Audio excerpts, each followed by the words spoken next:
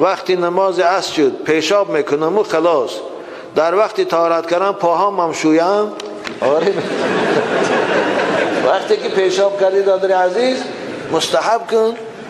خوب نماز عصر که طهارت کردی با طهارت پره کن، پاهات هم میشویی، دستات هم میشویی، دهنت هم میشویی. حالا بعضی آدم ها طهارت دست و رو رو خیال میگیرن که همین رو رو میشه دستا خلاص پاشان نمیشتین. این تو نیست عزیزان من. طهارت دست و رو مثل همین طهارت کامل است، فقط مستحب نمیکنی، یعنی عقیب تا نمیشویی پیشت خطی اگر پیشاب نکرد باشی. مثلا یه آدم ساده بوده ده هم بادش هم که میبر آمده یه هفته آبا کنش میشتن عقیب شد.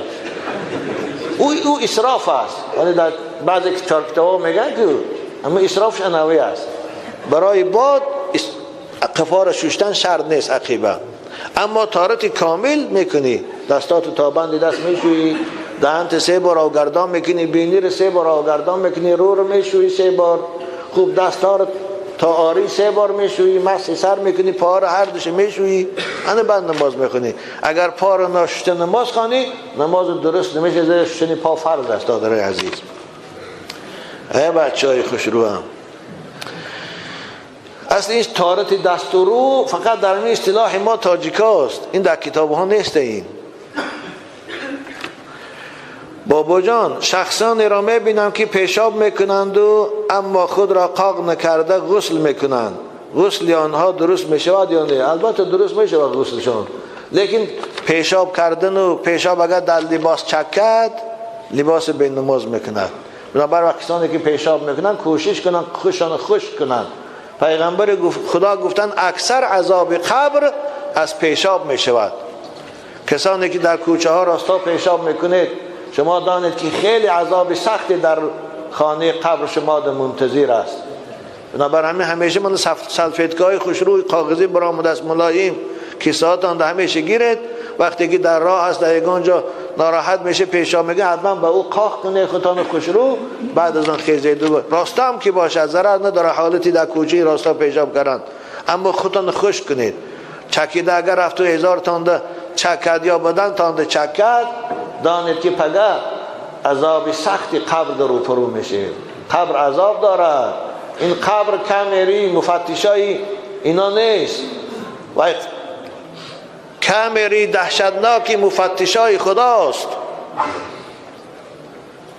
رسول خدا گفتن استنزهوا عن البول فان عامه عذاب القبر منه.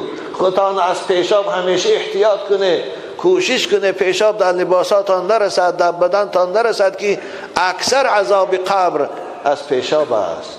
بچه‌های خوش رو احتیاط کنید. داریم خالصا الله اکبر گویید. بابا جان در وقت اقتدا کردن با امام نام امام هم گیریم یا پسر باشد گوید که با پدرم اقتدا کردم؟ نه داده رسید شر نیست این گپا رو گفتن. همین رو آردم به قبله به جهت کعبه اقتدا کردم به همین امام گو خواه پدر تا خواه تقایی تا خواه همسایی تا شدن میگرد و این شر نیست نام امام گرفتم. چم بچی خوب بودای طالب علم بودای نوید طالب علم ها تام الله میشن که خونیجگر میشن تشویش میشن. بابا جان بعضی جاها دا شخصان گوش و دم سگ را میبرند، آیا این گناه نیست؟ نه اگر عرف باشد اول فایده داشته باشد بریدنش باکی نداره، زیرا که گوشی دراز بعضی وقتها سببی آزاری همون سگ میشد، دیگه سگا میخواین میکنن شد از میشد شاید بخاطر همین کوتاه میکنن که یگان سگ دیگر گوش نکند و نخواید. وقتی که عرف باشد باکی ندارد. این بابا جان در وقت علف درو کردن مار از پیشم براید، آن را چیکار کنم؟ گیر در بغلتان دوست چی خوب او این مار از کجا که براد کوشش میشن ویا. پیغمبر خدا گفتن اقتل الاسودین ولو کنتم فی الصلاه. مار و کژدم گفتن درون نماز دم که باشه کشه. وقتی که در درون نماز پیغمبر کشتن مار اجازت داد، در اون علف درو به طریق علوم میکشیدن. بعد تماشا کرده میسیش نوی از سنگی دست رو زن وقتی که کشتی خاطر جمع میشه به حضور درو کردن میگیری، اما نه کشتیش اگر تشویشی که با نگزم گفتم. نه بچه های خوش رو از دشمن حذر گفتیم.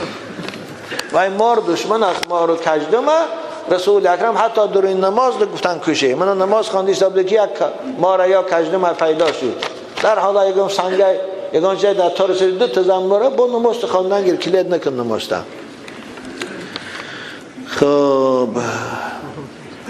این بچه خوب بوده، یکم چند این 16 سوال نوشته. این همه وقتی ما رو تا شب هم میگیره غیرین.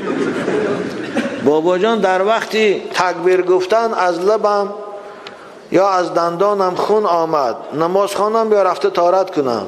البته رو طهارت کنم، چون خون که بنواد طهارت میشه کنه، با اون دیگه نماز رو طهارت کن، اما تکبیر گفتگی میشه بعد بیا نماز تخوان. بابا جان بالای گوسفند سوار شویم مثل خر و اسب درست است؟ چی خوب بوده این نه؟ بچی ناز نه درست نیست میشم. هر چیز برای سواری هست. خداوند برای سواری اسب و اشتر و خوب خر برآورده است، من قوتاس برآورده است، اما این بوز و گوسفند برای سواری نیست. گاو و برزگاو برای سواری نیست. حالا یک زمانهای قدیم یک آدم برزگاو سوار شده بوده است، میگه خداوند برزگاو به زبان حال، این حدیث صحیح است، به زبان در آور روش گردم به سوی صحابی گفت که ای انی لم اخلق من خدا برای سواری نآفریدم، من برای جفت کردن هستم نه برای سوار شدن. از همین سبب اینها رو سوار شدنشان خوب نیست. امچم هر مخلوق خداوند برای یک چیز آفریده است، یک خدمتی میکنه. دو ریشه درخت به زیر حاجت خانه رفته باشد، میوهش حلال است یا نه؟ آره حلال است. ریشه درخت چون به حاجت خانه رفته است، یا که از حاجت خانه پیشاب نجاستش آبش میبرد میره درونی پالیش ده پمیدار بادرینگ ده، همون حاصلش درست است یا نه؟ درست است، او هیچ کراهت نداره. بچه خوبه. پدر یا مادر گوید که بچم همین هفته به نماز جمعه نرو، ما سخنی آنها را رد کنیم یا نه؟ نه جمعه درو، گپی اونها را نگیر. پدر و مادر اگر فرزند فتوا ده میگوید گوید که مسجد نرو، نماز ده نرو، یا شام خفتن است شب نرو، من گپش اطاعت نکنه رو میگه. اما برای مکتب بچه ها من خواهش میکنم که در روزهای جمعه اگر درسای ضروری داشته باشند درساشان خوانند، بعد از درس پیشیناشان به خانهاشان بخوانم چند. اما اگر وقتهای تعطیل باشد مسجد روان نمازاشان جمعه رو گوش کنند، صحبت شنوند. اینجا اطاعت پدر و مادر واجب نیست، زیرا رفتن مسجد نماز جماعت و جمعه فرض است. اطاعت پدر و مادر در این صورت واجب نیست. اطاعت هیچ کس واجب نیست، نه اینکه پدر و مادر. بابا جان کمپیرها میگویند که موسور را با خاکستر در یک جایگی نپرتو که او بالای شادی و غم یک جایی میشه. و خیلی ضرر نداره، شادی و غم هم از جانب خدا هست. این گپای کمپیرکای ما. بچه خوش رود وقتی تو ملا بچه گپ کمپیرکا رو نگیرخین. موسورا رو در یک لینچه جمع کن بر در جامون، ماشین که آمد در ماشین بار که برود. اما موسور در آب پرتافتن این گناه های روی کمپیراسیو. این کمپیرای خدا زده که بجای وقت بیان که بچه موسورا رو در آب نپرتا او بالای، این درست است. امروز اکثر مسلمان ها موسوراشون در آب میپرتین، در کنال میپرتین. این در لعنت خدا گرفتار میشن. هم در سلامتی انسان ضرر دارد که همون آب مردم میخورد. کسی که همون موسور روی آب آمدن شده حتما لعنت میکنه، خدا لعنت کنه کسی که اینو پرتافته گفته. آخر تازگی از ایمان از خداوند پاکیزه است، از بندگانش پاکیزگی رو دوست می‌دارد. بنابر هر کدام خانه داره بچهای عزیز، عاشقان مدرسه محمدی، همسایه ها، کسانی که در لب کانال زندگی میکنه، اگر موسورهاتان پس مونده هاتان در آب پرتاید، لعنت خدا بر شما، لعنت پیغمبر بر شما، لعنت ملائکه ها بر شما، لعنت همه نمازخانه بر شماست.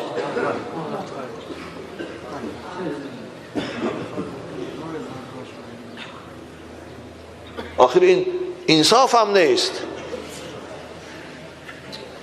این کمپیرای مادرای عزیز اینه گویند، پدرای مهربان اینه گویند، بچه ها و کریناشان میگن که بچه من موسور در آب نپرتا، اوبال است. این اوبال است.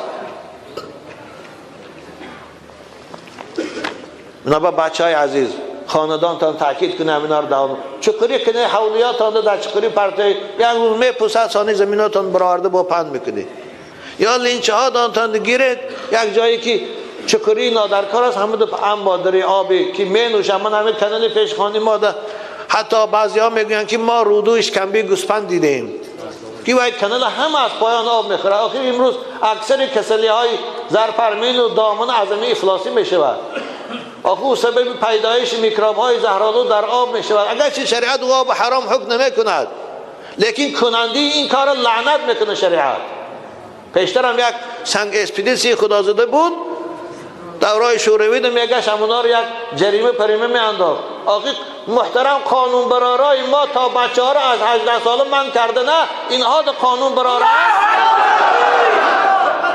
اما اونها رو طرفداری کنیم تعریفشان کنیم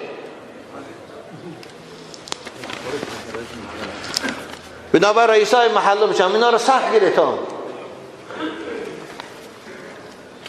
بابا جان در سر زمین باشیم به جای نماز خانیم رخصت است یا نه؟ آره رخصت است. در سر زمین خودش پاکیزه است نماز خانه بچن بالاش ده جایز است نماز خواندن شد وجودش رحمت للعالمین مسجد او شد همه روی زمین پیغمبر بزرگواری ما بالای جای نماز ده نماز نخوانده رفتند اصحاب پیغمبر فقط در بالای ریگ سجده میکردند